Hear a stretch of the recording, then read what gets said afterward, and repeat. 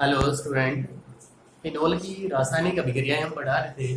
इसके अंदर इसके राइमार्टिमान फॉर्मेलीकरण अभिक्रिया तक बता दी थी। इस बार राइमार्टिमान कार्बोक्सीकरण बता दी। उसके बाद है अभिक्रिया गाटरमान अभिक्रिया।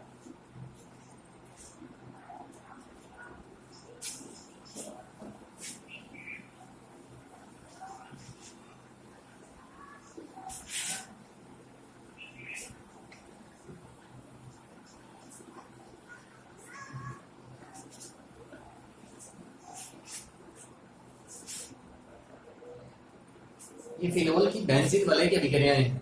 फिनोल की बेंजीन वलय की अभिक्रियाओं के अंदर जितनी भी ऐसा आती वो सारी होगी थी ब्रोमीनीकरण, नाइट्रीकरण, सल्फोनीकरण, फिटलक्राफ्ट। इसके अलावा ट्राइमर्टिमान दोनों अभिक्रियाएं बता। अब है अगली गाटरमान अभिक्रिया। गाटरमान में बीडीसी की भी पढ़ी थी कि बीडीसी की अभिक्रिया यदि हाइड्रोजन हैलाइड HCl या HBr से कराई जाती है कॉपर चूर्ण की उपस्थिति के अंदर है तो क्लोरोबेंजीन या ब्रोमोबेंजीन बनते हैं, वो भी गाटरमान अभिक्रिया थी। यहाँ वो नहीं है, यहाँ फिनोल की है कि फिनोल की अभिक्रिया HCl और HCN से कराई जाती है। तो जब HCl और HCN दोनों की अभिक्रिया होती है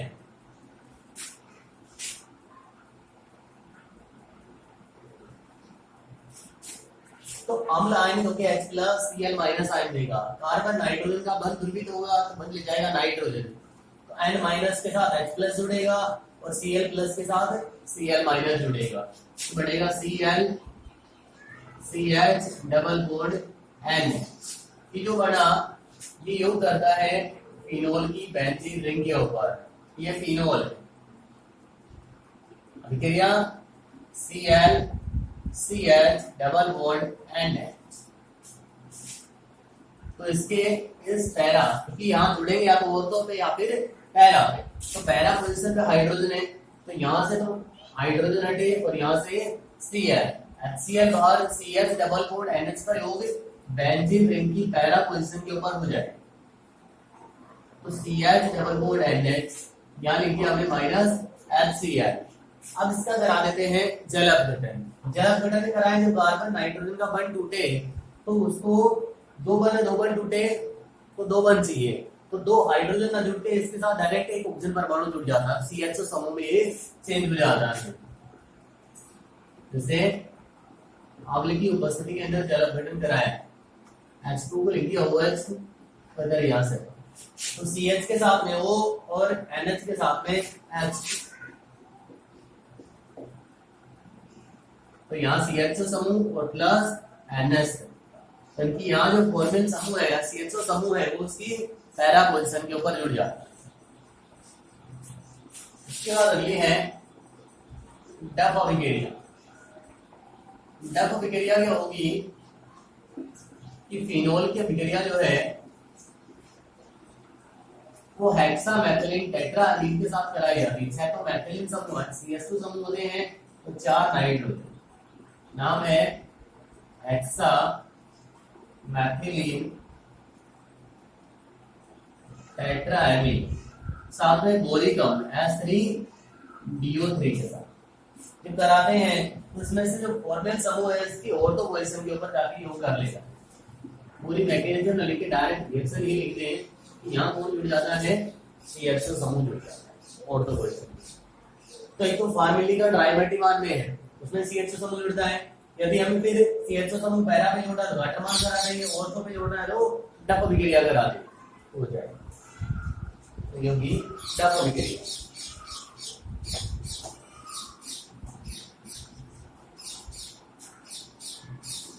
फिर है कोल्बे सेमेट अभिक्रिया।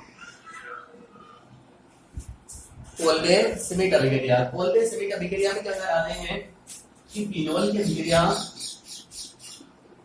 हम पहले कराते हैं NaOH क्षार के साथ। जब NaOH क्षार से होगी तो हाइड्रोक्साइड आयन देगा अम्ल, फिनोल अम्ल का काम करेगा वो H प्लस आयन देगा तो बाहर हो जाएंगे H2, तो सोडियम फिनोक्साइड बन जाए वो N। अब CO2 से अभिक्रिया होती है। जब CO2 से अभिक्रिया होती है तो इस पोजीशन पे कौन है? हाइड्रोजन। हाइड्रोजन प्रतिस्थापित होता है, रिंग के ऊपर कौन जुड़ता है? CO2 समूह। CO2 समूह जुड़ता है तो यहां से जैसे ही हाइड्रोजन हटा उसने उसके साथ में क्या बना लिया? OH। Na अलग हो गया। यहाँ कौन है? इसके साथ में डबल बॉन्ड हो, सिंगल बॉन्ड हो जाएगा, O के साथ Na आ जाएगा, X यहाँ चला जाएगा, Na तो C डबल O Na हो जाएगा। अब हमें Na हटाना है तो अम्ल से अभिक्रिया करा, जैसे आप यहाँ करा ली डाइल्यूट HCl तो H उठ जाएगा, इधर से हट जाएगा Cl, तो यहाँ OH और यहाँ हो जाएगा C double OH plus NaCl। तो ये कार्बोक्सिलीकरण यानी और तो पोजीशन के ऊपर C डबल OH जोड़ना है तो राइमर्टिमन कार्बोक्सिलीकरण अभिक्रिया करा दे या फिर कौन सी? ऑलवेज सिमिट अभिक्रिया करा। ये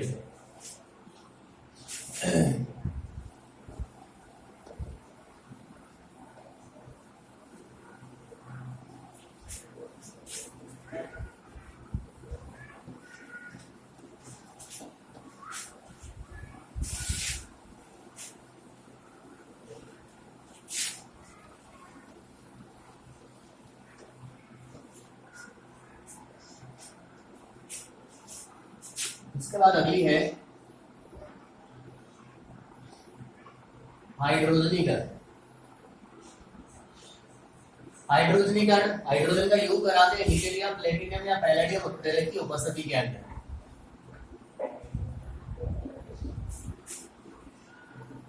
ठीक है, हाइड्रोजन का योग कराएंगे तो यहाँ जितने भी डबल बॉन्ड है सारे यहाँ सिंगल कर देंगे। सिंगल कर देंगे तो सभी के लिए एक एक हाइड्रोजन परमाणु चाहिए, तो एक ये बंद हटाएंगे, इसके पास 3 बंद बचेंगे, इसके पास 3, तो 4 कैसे होंगे? एक हाइड्रोजन यहाँ आ जाएगी, इस तरह से हम 3 बंद हटा रहे तो टोटल कितने हाइड्रोजन जुड़ेंगे? 6। प्रत्येक कार्बन परमाणु के पास एक एक हाइड्रोजन जोड़ेंगे तो सारे कर दिए हमने सिंगल बॉन्ड, ऊपर जुड़ा है OH और 3 H2। अब ये बेंजीन नहीं साइक्लोहेक्सेन हो गया, तो साइक्लो हेक्सेन और 1 और अब ये एल्कोहल। फिनोल कब होता है? जब बेंजीन रिंग से और जुड़ा होता है तभी फिनोल होता है, तो साइक्लोहेक्सेन 1 बोल या हेक्सेनोल भी कहते हैं। उसके बाद है फिनोल की संघनन अभिक्रिया है। संघनन अभिक्रिया में सबसे पहले हम कराते हैं बेंजीन डाइअज़ोनियम क्लोराइड।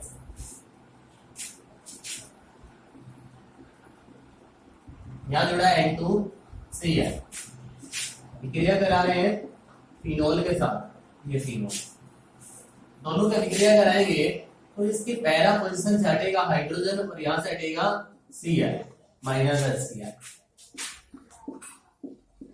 तो यहाँ N2 लिखते हैं, डबल बॉन्ड है, बेंजीन रिंग और जुड़ा है OH, तो ये बनता है पैरा हाइड्रोक्सी हेक्सोबेंजीन। और पैरा हाइड्रोक्सी हेक्सोबेंजीन जो होता है एक तरह की डाई होती है, रंजक होता है, तो एक होगी विदेशी से, दूसरी एसीटोन के साथ कराएं, तीसरी हैलिक एनहाइड्राइड से और चौथी है फॉर्मैल्डिहाइड से।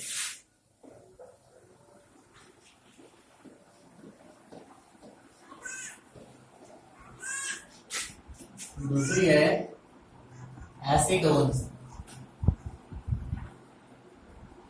CH3COCH। तो एसीटोन से हमें ऑक्सीजन परमाणु घटाना है, फिनोल की अभिक्रिया करानी है तो कार्बन के पास 2 बंद चाहिए, तो हमें यहाँ फिनोल के 2 मोल काम में ले रहे हैं। ये फिनोल पैरा पे हाइड्रोजन लगाए होता है इसके पैरा, तो क्या होगा? इनके पैरा से हटेंगे हाइड्रोजन, यहाँ से हटेगा ऑक्सीजन, क्या बना लेगा? H2। आप फेनिल समूह कार्बन के साथ, ये फेनिल समूह कार्बन के साथ बंद बढ़ा,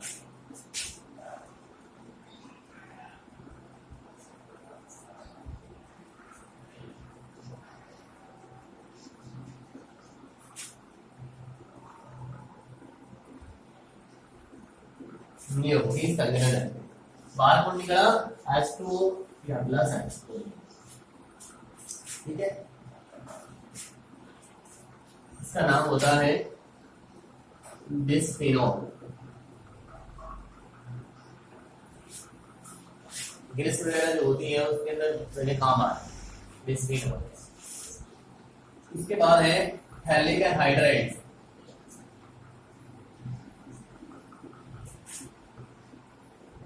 थैलिक एनहाइड्राइड, थैलिक अम्ल बता दूं पहले तो मैं, बेंजीन रिंग और उसके 1 और 2 पोजीशन के ऊपर यदि सी डबल और समूह जुड़े हैं तो होता है थैलिक अम्ल, और उसमें से भी एक तरफ से OH हट जाए और एक तरफ से H हट जाए और दोनों के बीच केवल एक ऑक्सीजन परमाणु बचे तो उसका नाम होता है थैलिक एनहाइड्राइड। क्या एनहाइड्राइड समूह कौन सा होता है? COOCO, इसे कहते हैं एनहाइड्राइड। तो थैलिक एनहाइड्राइड, इस थैलिक एनहाइड्राइड की अभिक्रिया किससे करानी है? फिनोल के साथ में करानी है।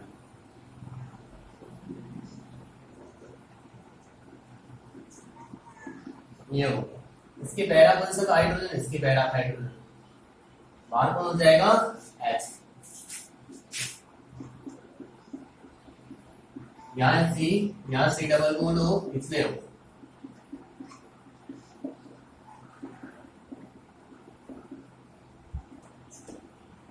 दोनों बंद बढ़ा। ये बात, इसका नाम है फिनोक्सेलिन सूचक। फिनोक्सेलिन सूचक अम्ल और क्षार के अंदर विभेद करने में काम आता है। ये जो सूचक है यदि क्षार में एक बूंद डाल दिया तो उसका रंग पिंक हो जाता है, पिंक हो, जबकि अम्ल में डालेंगे तो कोई फर्क नहीं पड़ता। इस तरह से अम्ल और क्षार के अंदर पहचान कर लेंगे। अम्ल की पहचान करने के लिए, अम्ल का कलर चेंज करने के लिए मैथिल ऑरेंज सूचक काम में लिया जाता है, जबकि क्षार के लिए फिनोक्सेलिन सूचक होता है। इसके बाद अगली है फॉर्मल्डिहाइड, CH2O या HCH। फॉर्मल्डिहाइड से कराएंगे ये फिनोल अभिक्रिया CH2 डबल बॉन्ड OC, तो इसकी ऑर्थो से हाइड्रोजन हटे या पैरा से हाइड्रोजन हटे। ऑर्थो पैरा निर्देशित समूह होता है फिनोल। ये हाइड्रोजन किसके साथ? ऑक्सीजन के साथ। कार्बन ऑक्सीजन बंध ध्रुवित होगा तो बंध लेगा, कार्बन ऑक्सीजन के बीच बंध टूटे तो बंध लेगा ऑक्सीजन परमाणु, इसलिए ऑक्सीजन पे नेगेटिव और कार्बन पे आएगा पॉजिटिव, तो H प्लस आयन को कौन ग्रहण कर लेगा? ऑक्सीजन, तो हो जाएगा यहाँ CH2OH, ये ऑर्थो पे जुड़ जाएगा। इसी तरह पैरा के ऊपर यहाँ OH, यहाँ हो जाएगा CH2OH प्लस में, इसी तरह पैरा प्रोडक्ट बन जाएगा। तो ये तो हो जाएगा ऑर्थो हाइड्रोक्सी बेंजील अल्कोहल। ये नहीं होता तो इसका नाम बेंजील अल्कोहल। तो ऑर्थो हाइड्रोक्सी बेंजील अल्कोहल और पैरा हाइड्रोक्सी बेंजील अल्कोहल होता है। इसमें से जो ऑर्थो हाइड्रोक्सी बेंजील अल्कोहल जो होता है उसका यदि बहुलकीकरण कर दिया जाए, पॉलीमराइजेशन मतलब बहुत सारी इकाइयां आपस में जोड़ दी जाए तो एक इकाई बढ़ती नोवल है, और उसकी अभिक्रिया भी फॉर्मल्डिहाइड से करा दी जाए तो एक प्लास्टिक बनता है, top dead plastic, Bakelite. Bakelite का निर्माण होता है, जिसका जो उपयोग होता है वो बर्तनों के हत्थे और जो बोर्ड के स्विच भी होते हैं उनको बनाने के अंदर काम में लिया जाता है, वो बैकेलाइट बनता है। वो बैकेलाइट, हमारे बैकेलाइट की यूनिट पूछी जाए कि बैकेलाइट का निर्माण किन एकल इकाइयों से होता है, तो मेन तो कौन होगी? फिनोल एंड फॉर्मल्डिहाइड होगी, इनमें से बनता है। तो ये सारे हो गई संघनन अभिक्रिया। इसी के साथ फिनोल की अभिक्रिया होगी कंप्लीट। अब फिनोल कहाँ में आता है? तो फिनोल का 1% जो सॉल्यूशन होता है वो रोगाणु राशि के रूप में काम आता है। 0.2% सॉल्यूशन एंटीसेप्टिक के रूप में काम आता है। फिनोल से हम सैलिसिलिक एसिड, सैलिसल्डिहाइड, फिनोक्सेलिन सूचक और बिसफिनोल बहुत सारे यौगिक बना सकते हैं। इसके अलावा इससे दवाई भी बनाई जा सकती है, जैसे एस्पिरिन। एस्पिरिन क्या होती है? सैलिसिलिक अम्ल की एसिटिलीकरण अभिक्रिया करा दी जाए तो एस्पिरिन बनती है। सैलिसिलिक अम्ल कौन होगा? बेंजीन रिंग के ऊपर OH और ऑर्थो पोजीशन के ऊपर COOH। इसके बाद पढ़ाते हैं हम आज में ईथर। ईथर कौन होगा? RO, ठीक है, ईथर।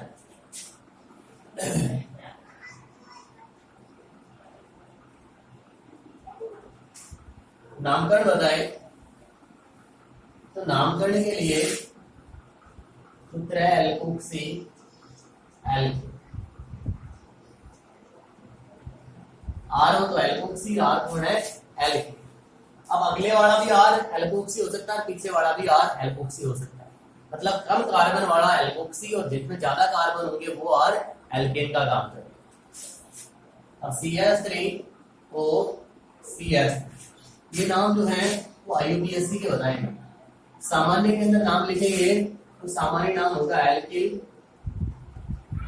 एल्किल दोनों सेम है तो डाई एल्किल ईथर हो जाए। जैसे इसका लिखिए, दोनों सेम है तो डाई मैथिल ईथर। IUPAC में दोनों तरफ श्रृंखला में कार्बन सेम है, तो ये भी एक कार्बन का, ये भी एक कार्बन का, तो किसी को भी एल्कोक्सी माने, किसी को भी एल्कोहल। तो एक कार्बन का एल्कोक्सी मैकोक्सी और एक कार्बन का एल्केन मैथेन। अब मैं लिखूं यहाँ C2H5OCH, तो अब अलग अलग, ये एथिल है, ये मैथिल है, तो सामान्य नाम तो हो गया एथिल मैथिल। और IUPAC के अंदर एल्कोक्सी मैं ऐसे मानूंगा, OCH3 तो एल्कोक्सी है और C2H5 एल्केन, इसमें दो कार्बन इसमें एक, तो OCH3 जो है इसका नाम मैथोक्सी और दो कार्बन के एल्केन का नाम है एल्केन। तो इस तरह से ये नामकरण करते हैं।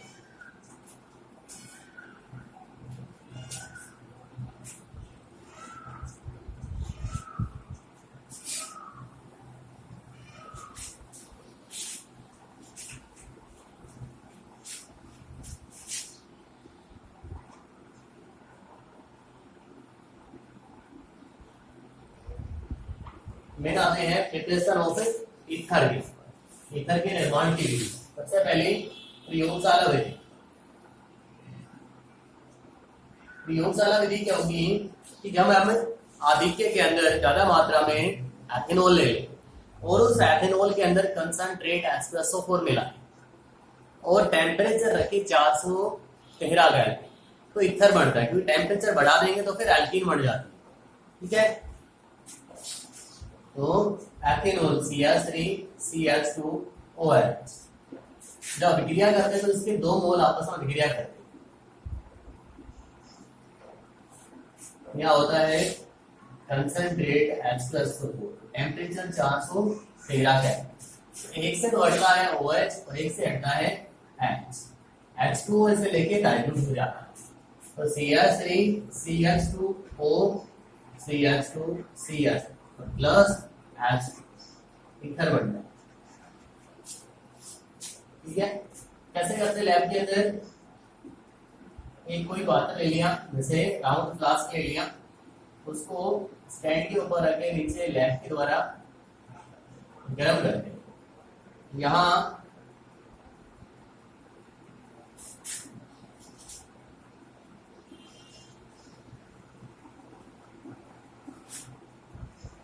इसके अंदर किसको भर रखा है, मान लीजिए दो आयतन, दो एथेनॉल और उसके अंदर एक आयतन मिलाती है H2SO।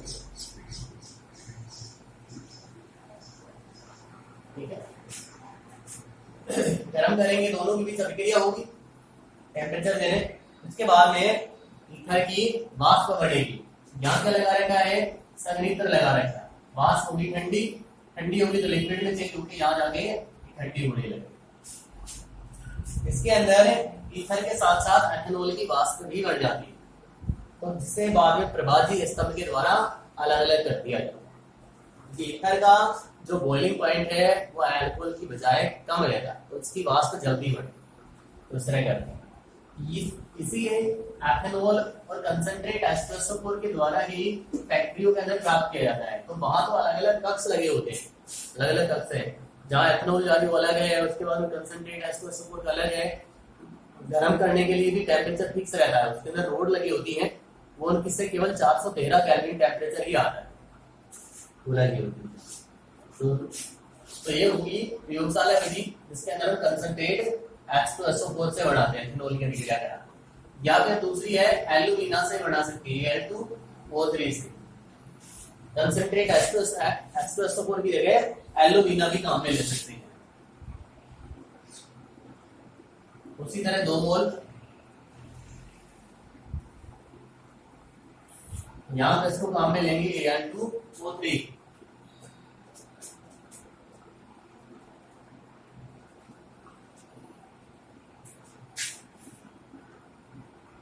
देखो 523 केल्विन है तो इथर बनेगा, 623 ले लिया तो एल्कीन बन जाती है। तो एक से हटाना हमें OH और एक से हटाना है H। तो CH3 CH2O CH2 CH3 plus H। ठीक है, नेम रिएक्शन इसका नाम है विलियमसन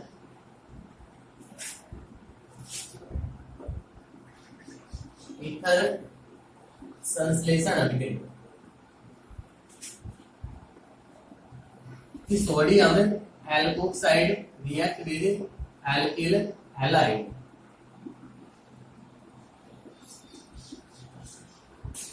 सोडियम एल्कोक्साइड की अभिक्रिया किससे कराई जाए, एल्किल हैलाइड से कराई जाए तो ईथर बनता है। जैसे लिया एग्जांपल C2H5ON प्लस में Cl C2H5। तो एल्कोक्साइड से कटेगा सोडियम और हैलाइड से कटेगा हैलोजन। तो C2H5O C2H5 प्लस NaCl। इसके अंदर ये है कि एल्कोक्साइड मान लिया हमने लिया टर्सरी, ठीक है, और हैलाइड लिया प्राइमरी। तो यहां से Cl यहां से NaCl हटने के बाद इसमें बढ़ जाए।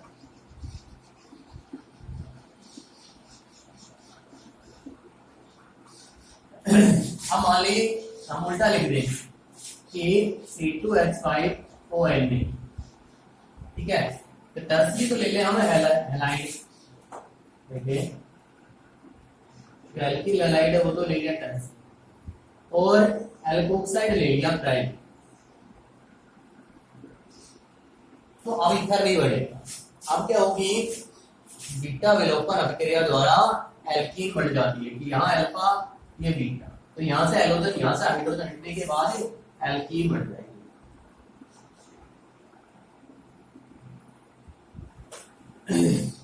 ध्यान रखें, यदि हमें टर्सरी एल्किल समूह वाला ईथर बनाना है तो हमें टर्सरी कौन सा लेना है, एल्कोक्साइड लेना है, और प्राइमरी कौन लेना है, हैलाइड लेना है। तो ये अभिक्रिया, तो ये विलियमसन ईथर संश्लेषण। तो कंसंट्रेट H2SO4 से एल्यूमिना से और एल्कोक्साइड से बना सकते हैं। और एक और अभिक्रिया थी, हमने हैलोजन वाले पार्ट में पढ़ी थी, शुष्क He2O, ठीक है।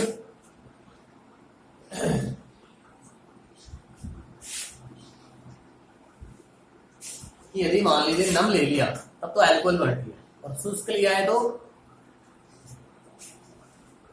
लिखा हमने C2H5Cl और प्लस में शुष्क Ag2। नम लिया तो AgOH बनाता, OH Cl का प्रतिस्थापन करता, लेकिन यहाँ Ag2 है तो 2 ये में Cl, 2 हो गए C2H5 ऑक्सीजन के साथ C2H5 प्लस में 2 AgCl। तो ईथर बना तो कंसंट्रेट H2SO4 एथेनॉल काम में लेंगे, एल्यूमिना के लिए एथेनॉल काम में लेंगे, विलियमसन ईथर संश्लेषण के एल्कोक्साइड और हैलाइड काम में लेंगे, और शुष्क Ag2O से बनानी हो तो शुष्क Ag2O की अभिक्रिया हैलाइड से कराएं। ये सारी की सारी इसकी प्रिपरेशन है।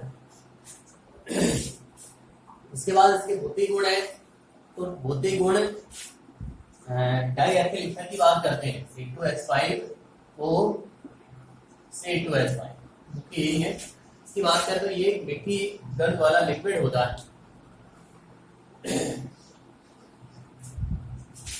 ज्यादा वाष्पशील होता है और साथ में ज्वलनशील भी होता है।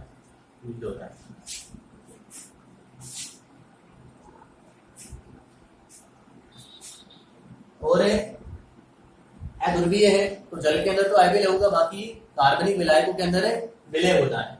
इसके अलावा ये बेहोशी के अंदर भी उत्पन्न किया काम में लिया जाता है, जैसे क्लोरोफॉर्म की जगह भी इसे यूज कर सकते हैं। तो इसके भौतिक गुण, इसके बाद इसकी केमिकल रिएक्शन है, कौन से रासायनिक अभिक्रियाएं देंगी। तो रासायनिक अभिक्रियाएं कल की वीडियो बता देंगे, उसके बाद चैप्टर कंप्लीट हो जाएगा।